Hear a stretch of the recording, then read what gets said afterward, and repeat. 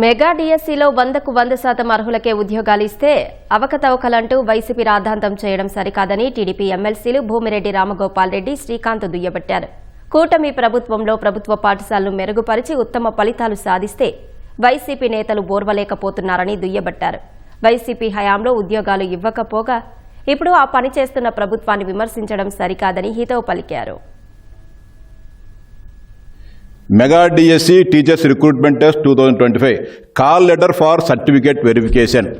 Certificate verification కంటే ఏమైనా అర్థం, మీరు ఏదైతే డిఎస్సికి దరఖాస్తు చేసేటప్పుడు ఏదైతే మీరు వాటితో పాటు జత చేశారో, సర్టిఫికేట్ జత చేశారో వాటిని చెక్ చేసేదానికి సర్టిఫికేట్ వెరిఫికేషన్కి పంపించారని తప్ప మీరు దీంట్లో ఉత్తీర్ణులయ్యారు, మీకు ఉద్యోగం వచ్చిందని చెప్పి ఎక్కడైనా దీంట్లో స్పష్టం చేశారని అడుగుతాను. ఈ కొత్తగా చేరిన డిఎస్సి నుంచి నియామకాలైన వాళ్ళు కావచ్చు, ఒక నూతన ఉత్సాహంతో పనిచేసి ముందు పనిచేస్తున్న టీచర్స్ కావచ్చు, అందరూ కలిసికట్టుగా అద్భుతమైన ఫలితాలు ప్రభుత్వ బడిలో వచ్చినాయి. ఫస్ట్ టైం న్యూస్ పేపర్లో ఒక ప్రైవేటు విద్యాసంస్థలు ఏ విధంగా అయితే మా స్టూడెంట్స్ ఈ మార్కులు సాధించారని వేస్తారు, ఆ విధంగా ప్రభుత్వ బడిలో జరిగినట్టు వాళ్ళందరూ కూడా వేసి అంత అద్భుతంగా చేస్తే మీ విషం కక్కుతూ ఈ రకంగా వాళ్ళని వాళ్ళ కుటుంబ సభ్యుల్ని మానసికంగా వేధిస్తున్నారంటే మీరు ఎంత దుర్మార్గమైన ఆలోచనలు ఉన్నాయో ఒక్కసారి ఆలోచించాలి.